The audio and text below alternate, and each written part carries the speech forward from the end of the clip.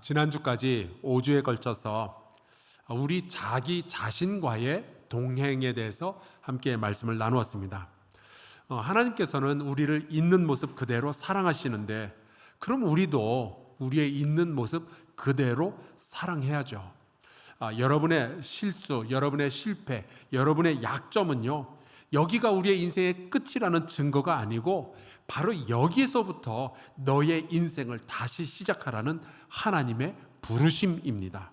그러니까 여러분도 스스로의 인생을 소중히 여기고 주께서 예비해 놓으신 찬란한 인생을 믿음을 가지고 긍정적이고 힘있게 살아가시기를 주 예수 그리스도의 이름으로 축원합니다.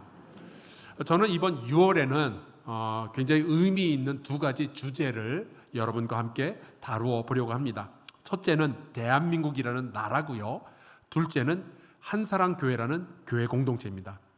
6월은 호국의 달이고 우리 교회 창립기념일이 또 6월에 있잖아요.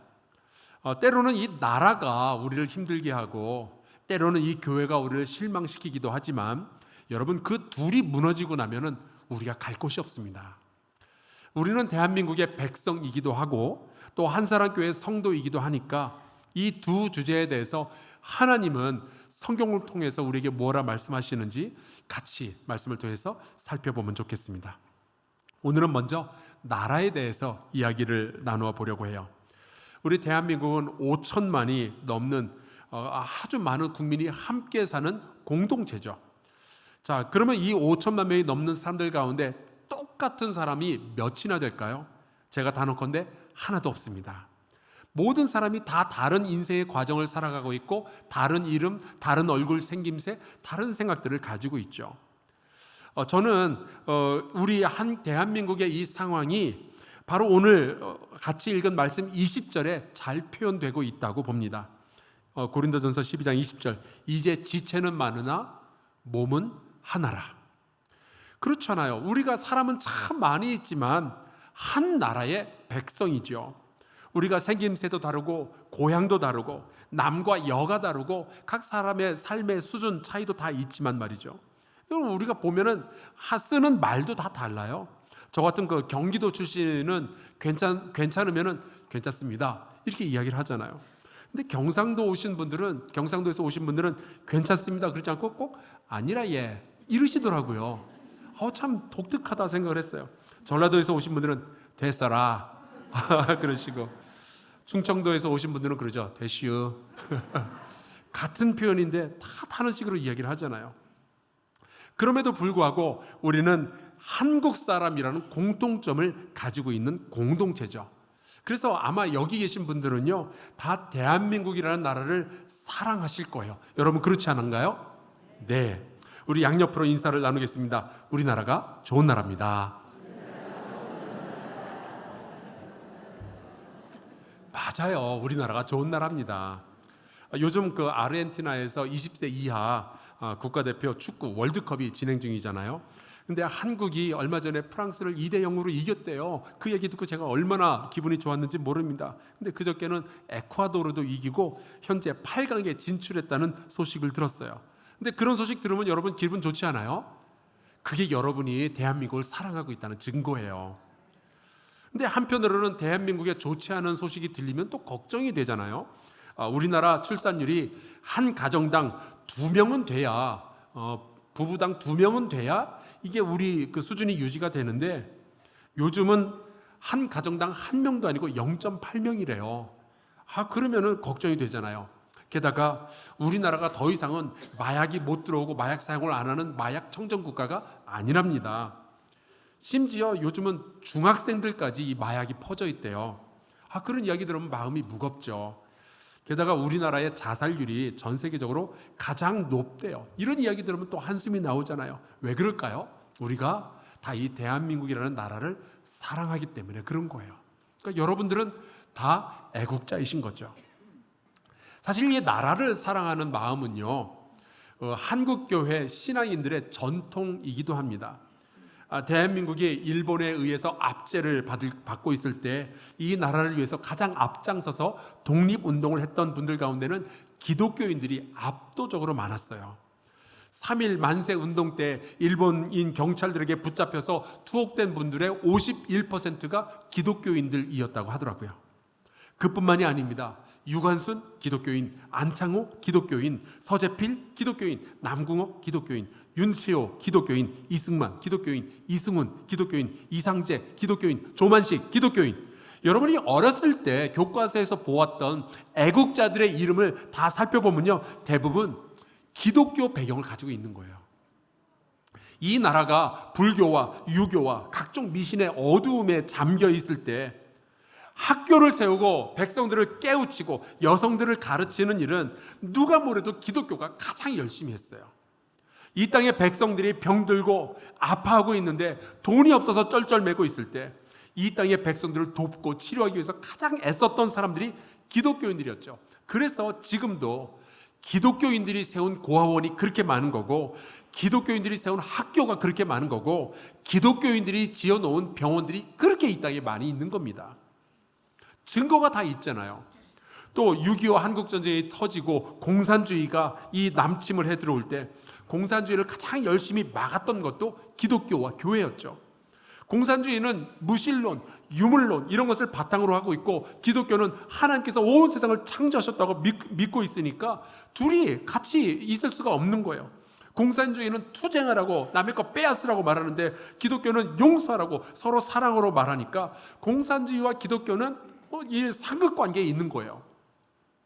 이렇게 기독교는 우리나라의 역사 가운데 150년이라는 굉장히 짧은 역사를 가지고 있지만, 우리나라가 국가적으로 위기에 처할 때마다 기독교와 성도들은 이 나라를 위해서 기도하고 굉장히 큰 역할들을 감당을 했습니다. 자, 그렇다면 오늘날 이 21세기에 들어와서 대한민국의 교회들과 우리 성도들은 우리가 사랑하고 있는 이 나라를 위해서 무슨 일을 해야 될까요? 물론 한두 가지가 아니에요. 할 일이 정말 많이 있습니다. 누가 뭐래도 복음을 전파해야죠. 왜냐하면은 이 나라 백성들이 아무리 돈을 많이 벌고 아무리 멋지게 살고 공부 많이 하고 건강할지라도 여러분, 복음을 듣고 예수를 믿지 않으면 결국 멸망하게 되잖아요. 아무리 사람이 착한 성품을 가지고 선행을 많이 베풀어도요, 예수 그리스도, 우리의 구원자 되시는 예수 그리스도와 연결이 되지 않으면 그 끝은 멸망이에요. 왜냐하면 착하다, 선하다 하는 것은 결국 사람의 기준이 아니라 우리를 심판하시게 될 하나님 아버지의 기준대로 판가름이 되는 거니까. 사랑하는 성도 여러분, 복음을 증거하는 저와 여러분 될 수 있기를 간절히 축원합니다. 그래서 우리가 이 땅에서 기독교인으로 산다는 것은요, 우리가 살아있는 동안에 최대한 많은 사람들에게 복음을 전해서 그들이 천국 가도록 돕는다는 말과 같은 거예요. 우리가 괜히 먼저 구원받은 것이 아니죠. 우리는 구원받아서 천국 가고 그 사람들은 믿음 없으니까 그냥 살다가 지옥 가고 그러면 깔끔하게 끝날 것 같지만, 여러분, 그렇지가 않아요. 주님이 우리 보고 하신 말씀이 있거든요. 너희가 복음을 전하라고. 여러분, 이 사명 감당하시는 저와 여러분 될 수 있기를 주의 이름으로 축원합니다. 그런데 우리에게는 복음을 말로 전하는 사명뿐만이 아니라 복음대로 살아야 되는 사명도 주어져 있어요. 말로만 주여주여 하는 것이 아니라 주님의 말씀대로 살아내는 것도 너무나도 중요한 사역이죠. 예수께서 이런 말씀을 하셨습니다. 너희는 나를 불러 주여 주여 하면서도 어찌하여 내가 말하는 것을 행하지 아니하느냐. 주님은 우리가 그런 식으로 살기를 원치 않으셨기 때문에 이런 말씀을 하신 거죠. 예수 믿고 구원받으라고 말하는 것만큼이나 중요한 것이요, 예수 믿고 구원받은 사람은 어떤 식으로 살아가는지 세상에 보여주는 것, 이게 정말로 중요한 거예요. 여러분, 우리가 너희들에게 전하고 있는 이 복음이 진짜야라는 것을 삶으로 증명해내는 것이 우리의 사명인 거죠. 자, 그래서 말씀인데요, 복음을 먼저 들은 사람들이 복음대로 살 수 있도록, 복음을 많이 배우고 복음대로 살 수 있도록 훈련받고 실험도 해볼 수 있는 것, 그것을 경험해 볼 수 있는 것이 바로 교회 공동체입니다. 여기에서 우리는 말씀을 듣고 나서 용서도 해보고 감사도 해보고 사랑도 해보고 섬기는 일도 해보고 돕고 기도하고 이 모든 것을 해보면서 신앙이 성장하면은 비로소 그 신앙이 나의 일상생활의 삶 속에서 배어나오게 되거든요. 그런 식으로 우리는 선한 영향력을 이 땅에 끼칠 수가 있게 되는 거죠. 예수께서 이런 말씀을 하셨어요. 좋은 나무가 나쁜 열매를 맺을 수 없고 못된 나무가 아름다운 열매를 맺을 수 없느니라. 여러분, 우리가 좋은 나무가 되면요, 우리에게선 좋은 열매가 맺히게 되어 있는 거예요. 특별히 우리가 나라를 사랑하는 애국자들이라면 이 시대에 우리가 정말로 교회 안에서 열심히 연습하고 기도하고 배워야 할 것이 있는데, 그것은 서로 같이 돌보는 겁니다.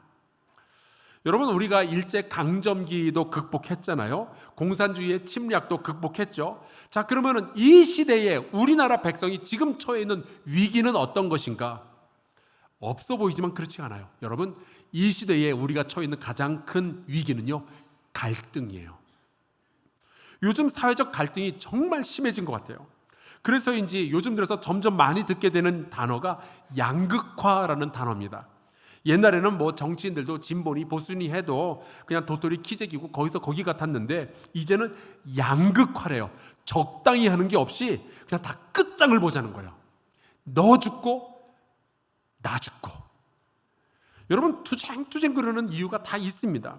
서로 같이 돌보아서 같이 살아가는 게 아니라 서로의 말은 아예 들어볼 생각도 없는 거예요. 그저 서로를 제압하고 죽이고 대신 내가 살아남겠다라는 생각이 지금 이 사회에 검은 안개처럼 뒤덮여 있어요. 저는 경제적 위기보다 더 무서운 것이 이 사회적 갈등이라고 생각을 해요. 그러니까 이 갈등을 해소하고 줄여줄 방법이 있어야 되는데 그게 별로 보이지 않는 게 정말 이 시대의 큰 위기인 거죠. 이렇게 가면요, 북한은 가만히 있는데 우리끼리 싸우다가 망할 것 같아요.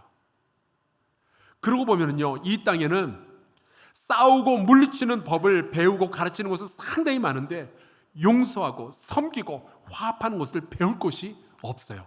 학교를 가보세요. 그런 걸 가르치나. 학원을 가보세요. 그런 걸 가르치나. 교회 말고는 이 용서와 사랑, 화합을 가르치는 곳이 별로 없는 거예요. 그래서 여러분, 교회가 이 땅에 소망이 되는 줄로 믿습니다. 용서하고 사랑하고 서로 돌보아 주는 것이 우리가 늘 배우는 거잖아요. 그것을 우리가 사명으로 알고 있잖아요. 원수도 사랑하라는데 같은 백성들끼리 죽일 듯이 싸우고 경자면 우리 믿는 사람들이 뜯어 말려야죠. 그렇게 사는 거 아니라고. 오늘 말씀해 보니까 이렇게 가르치고 있어요. 눈이 손들어 내가 너를 쓸데없다 하거나 또한 머리가 발더러 내가 너를 쓸데없다 하지 못하리라. 이 말씀은 교회 공동체를 향해서 주신 말씀이지만 분명히 우리의 사회, 우리의 나라로도 확장해서 우리가 사용할 수 있습니다. 왜냐하면 하나님께서 다스리시는 세상에서는 모든 생명이, 모든 사람이 소중하니까. 여러분, 서로 싸울 수 있어요. 하지만 우리가 서로 싸웠다고 해서 서로를 제거의 대상으로 여기면 그건 아니죠. 니들이 없어지면 내가 잘 될 것 같다. 여러분, 그건 아니죠. 마음에 안 들어도 우리는 서로를 존중하고 같이 돌보면서 살아갈 필요가 있는 겁니다. 요즘은 텔레비전을 봐도 영화를 봐도 그냥 속 시원하게 복수해 주는 게 정말 잘하는 거라고 박수를 치고 그러는데, 여러분, 주님은 그렇게 가르치지 않아요. 주님은 우리 보고 네가 용서해야 된다, 협력하고 함께 살아야 된다, 이것을 우리에게 가르쳐주고 계시잖아요.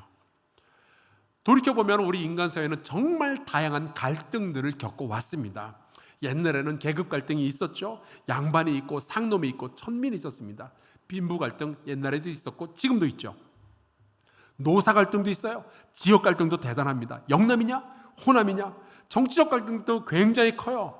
그래서 미국에서 살 때 제가 그런 이야기를 들었습니다. 어떤 여자아이가 결혼을 하겠다고 남자친구를 데리고 와서 부모님한테 소개를 시켜주더래요. 보니까 몸에 그냥 문신이 잔뜩 있고, 뭐 문신 있다는 거 가지고 뭐라 그런 건 아니지만 많이 있고, 직업도 없고 배운 것도 별로 없고 꿈도 없대요. 이런 애를 데리고 와서는 내가 사랑하니까 결혼시켜주세요. 그랬더니 부모가 되게 쿨하게 괜찮다고, 뭐 그런 거 가지고 그러냐고, 그저 공화당만 아니면 되겠다고, 이런 이야기를 하더라는 거죠. 어쩌면 우리나라 안에도 이런 양극화가 지금 벌어지고 있는지 모르겠어요. 전 세계적으로는 인종 갈등도 많이 있죠. 제가 미국에서 17년을 살았는데 정말 많이 이 인종 갈등을 경험을 했습니다. 괜찮은 미국 사람 참 많이 있지만 상식 이하의 사람들도 많이 있거든요. 근데 제가 이번에 성지 순례팀하고 이스라엘을 갔었는데 거기는 팔레스타인 사람과 유대인들의 그 인종 갈등, 정치 갈등, 경제 갈등이 정말 어마어마합니다. 둘이 한 나라에서 살고 있어요. 게다가 물론 이제 섞여서 사는 것이 아니라 같은 나라 아니지만 그 팔레스타인은 팔레스타인의 마을에서 살고 유대인들은 이제 유대인의 마을에서 따로 살죠. 우리가 이제 방문한 곳이 베들레헴이었는데, 베들레헴은 이스라엘 땅 안에 있는 곳이지만 팔레스타인 사람들의 동네였어요. 그래서 같은 이스라엘인데도 마치 막 국경을 통과하듯이 막 검사도 받고 이러면서 지나가야 되는 동네입니다. 요번에 배운 게 있는데, 이스라엘 군인들은요, 휴가 받아서 집에 갈 때도 자기 총하고 실탄을 들고 간대요. 처음에는 그게 뭐냐 그러면서 웃었는데 생각해 보니까 그게 맞겠더라고요. 여러분, 우리나라는 휴전선이라는 게 있어서 그것만 잘 방어하면 되잖아요. 근데 이스라엘은 적군이 나라 안에서 옆 동네에서 같이 살고 있는 거예요. 그러니 총기를 소지하고 휴가를 가는 거죠. 얼마나 갈등이 심하면 그럴까요? 갈등도 참 그런 갈등이 없을 것 같아요. 제가 몇 년 전에 이스라엘에 갈 때는 하필이면은 제가 도착하는 날 미국의 트럼프 대통령도 이스라엘을 같은 날 방문을 한다는 거예요. 아니, 미국 대통령이 돼가지고 그렇게 눈치가 없는지 모르겠어요. 그래서 그날 미국 대통령이 온다 그러니까 팔레스타인 지역에서는 막 사람들이 쏟아져 나와가지고 데모하고 타요에 불 지르고 막 그랬거든요. 그때도 야, 우리 이제 나가야 되는 건가 해서 되게 조마조마했는데, 이번에는 저희 성지 순례팀이 가기 몇 주 전에 팔레스타인 지역에서 막 미사일을 발사하고 이스라엘이 보복으로 미사일 또 발사하고 그런 일이 벌어진 거예요. 그래서 성지 순례 못하게 될까 봐 많이 좀 조마조마한 경우가 있었죠. 그런데 여러분, 그런 갈등처럼 우리나라 안에도 지금 이런 갈등들이 계속해서 만들어지고 심화되고 있는 거예요. 요즘 세대 갈등도 장난이 아니에요. 서로가 서로를 이렇게 경멸하는 그러한 용어들이 점점 쓰여지고 있습니다.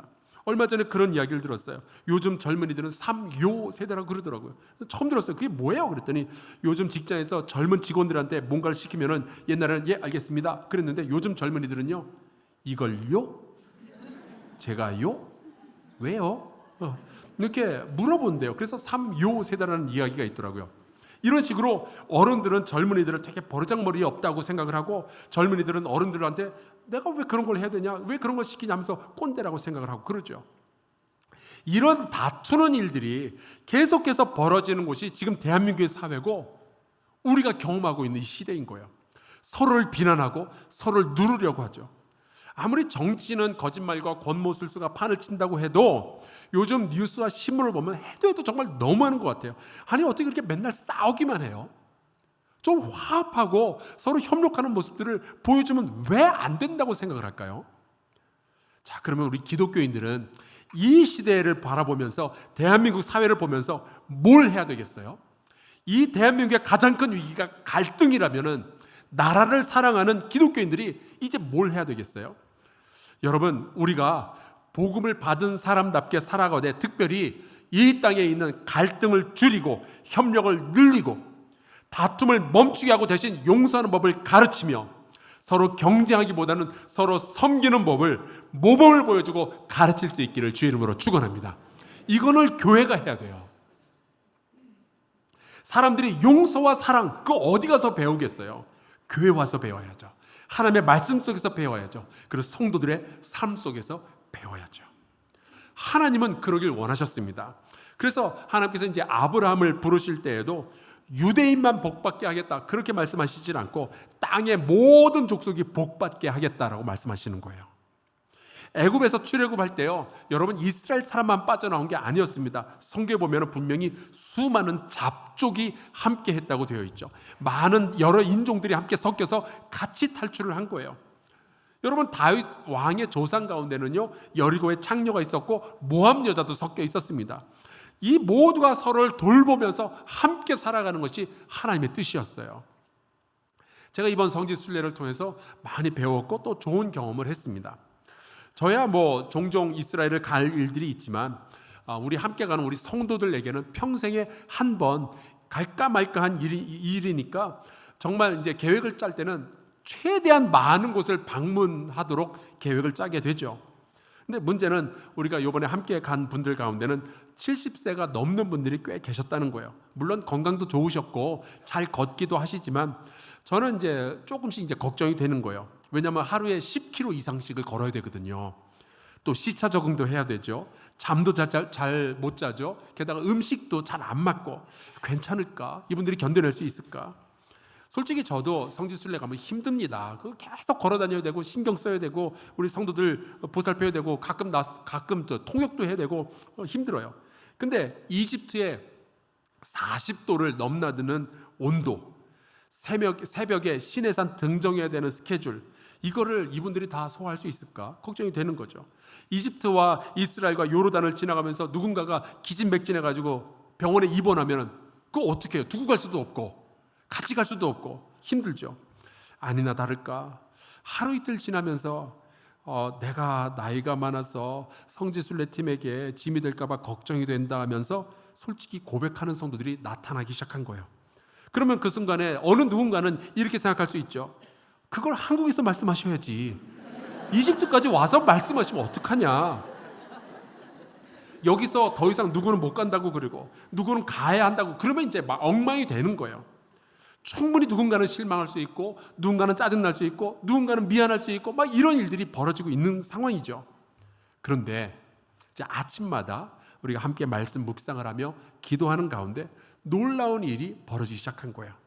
누가 시키지도 않았는데 그 30명 가운데 상대적으로 젊은 분들, 힘 있는 분들, 이분들이 연로하신 분들의 팔짱을 끼고 때로는 부축을 하고 상쾌한 웃음, 달달한 이야기까지 제공을 하면서 매일매일 같이 걸어다니기 시작하는 거예요. 방을 같이 쓰면서 돌봐드리기도 하고 너무 더우면 물 드시라고 물도 가져다 드리고 특히 시내산 등정을 할 때는 새벽 2시에 일어나서 걸어가기 시작하는데 저는 그 시내산에서 일출 보는 것보다 우리 성도들이 서로를 돌보면서 등정하는 일에 더 큰 감동을 받았어요. 여러분 시내산 꼭대기에서 컵라면 먹으면 진짜 맛이 기가 막히거든요. 그런데 그거보다 더 기가 막히게 좋았던 것이 우리 성도들을 바라보는 그 상황이었어요.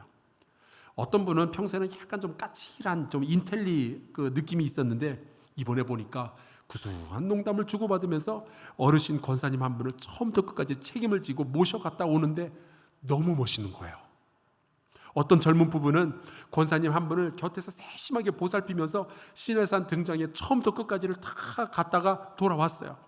그렇게 도움을 받는 분들의 마음속에서 솟아나는 고마움, 그리고 그렇게 도움을 주는 분들의 마음속에서 솟아나는 뿌듯함, 이런 것들이 씨줄 날줄처럼 서로 붙들어주는 힘이 되고요. 결국 일주일이 지나가면서 이 30명의 성도들은 어느덧 서로를 아끼고 존경하고 함께 웃는 하나의 가족이 되어가는 걸 본 거예요. 여러분 그런 가운데 갈릴리 가나에 갔을 때 제가 포도주를 한 병 샀잖아요. 그리고 디베레에 가서는요 빵을 한 덩어리 샀어요.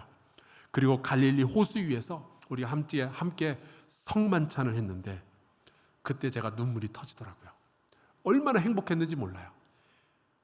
이게 성도구나, 이게 교회구나, 이게 가족이구나. 제가 그때 깨달은 게 있어요.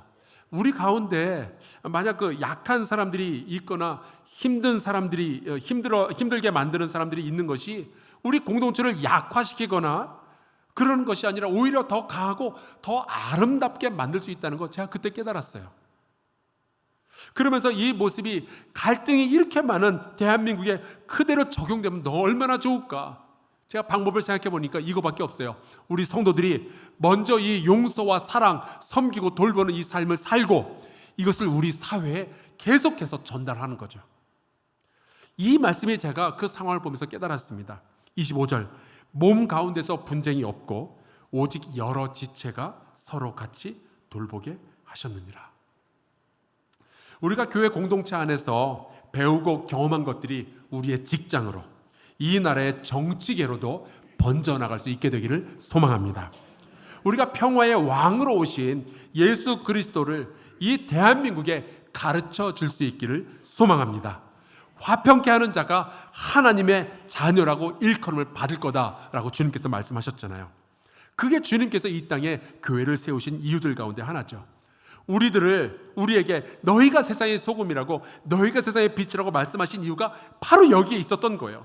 여러분, 세상은 다 좌로 가고 우로 가고 양극화되고 있지만 여러분만큼은 좌로나 우로나 치우치지 말고 사회적 갈등에 흔들리지 말고 휩쓸리지 말고 하나님의 말씀을 기준으로 삼아서 하나님의 말씀대로 살아내는 저와 여러분 될 수 있기를 주의 이름으로 축원합니다. 서로를 돌아보는 것은요, 우리를 지치게 만드는 것이 아니라 우리를 더 건강하고 더 아름답게 만들어주는 거예요. 나와 다른 사람들을 제거해 버려야만 더 좋은 사회가 만들어지는 것이 아니라 모든 지체가 서로 같이 돌아보아 줄 때 대한민국이 비로소 더 나은 나라, 더 좋은 나라가 될 수 있는 거죠. 그것이 우리 교회가, 우리 성도들이 이 땅에 전해야 할 소식입니다. 그런 세상이 만들어지기를 꿈꾸며 함께 말씀 전하고 말씀대로 살며 나라를 위해서 기도하는 저와 여러분 될 수 있기를 주의 이름으로 축원합니다. 우리 함께 찬송 부르고 기도하면 좋겠어요. 찬송가 220장인데 여기 보면은 가사에 이런 내용이 나옵니다. 내 주 예수 본을 보다 모든 사람 내 몸같이 환난 근심 위로하고 진심으로 사랑하세. 우리 같이 찬송하고 기도하겠습니다.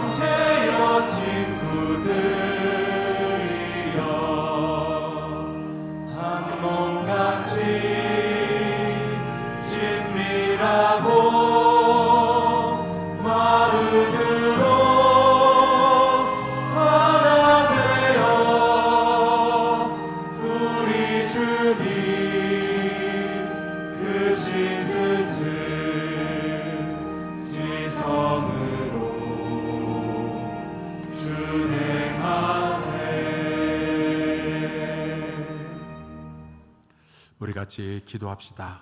우리 함께 동성으로 기도할 텐데, 하나님, 이 땅의 갈등을 줄여주옵소서.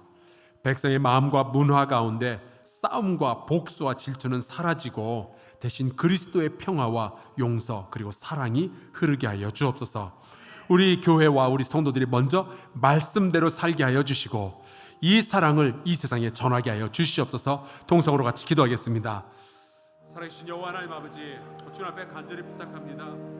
하나님, 이 땅에 싸움이 너무 많아졌습니다. 갈등이 너무 많아졌습니다.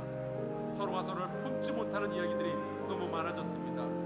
하나님 아버지, 질투하고 복수하는 일들이 너무 많아졌습니다. 서로의 이야기를 듣지도 않으려는 생각들도 너무 많아졌습니다.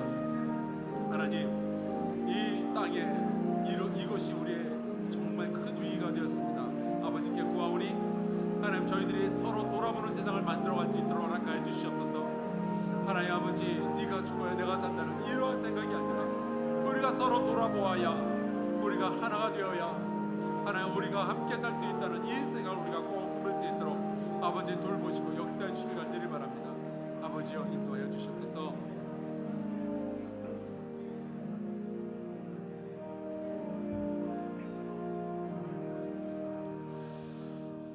하나님, 참 감사합니다. 역사의 어둠이 짙었을 때 이 땅에 복음을 전하여 주시고 교회와 신앙인들을 통하여 온갖 국가적 위기들을 극복하게 해주시니 감사합니다. 이제 이 땅의 백성이 하나님의 은혜를 잊지 않게 하여 주옵소서. 이 땅의 교회가 하나님의 말씀대로 순종하며 이웃을 사랑하게 하여 주시옵소서. 갈등과 다툼이 극에 달했을 때 화평케 하는 자로서 우리를 사용하사 하나님의 자녀라는 일컬음을 받게 하여 주시옵소서. 서로 같이 돌보아주는 멋진 세상을 만들 수 있도록 주님, 우리 모두에게 은혜를 베푸사 우리가 먼저 같이 돌보는 공동체가 되게 하여 주시옵소서. 예수 그리스도의 이름으로 기도하옵나이다. 아멘.